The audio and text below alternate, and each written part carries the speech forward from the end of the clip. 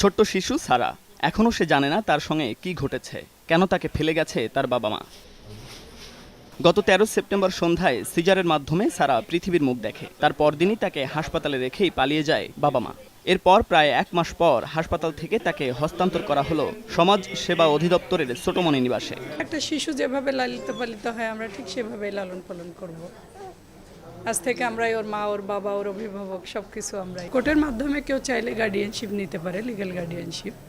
সেক্ষেত্রে যিনি নেবেন আর কোর্ট দিবেন বিষয়টি ওখানেই নিষ্পত্তি হবে।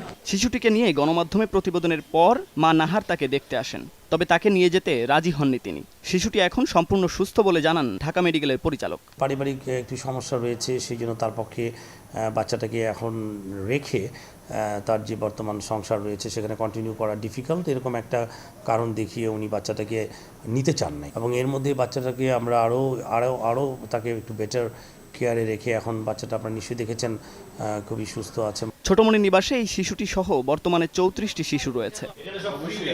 মুন্নাফ রশিদ, সময় সংবাদ, ঢাকা।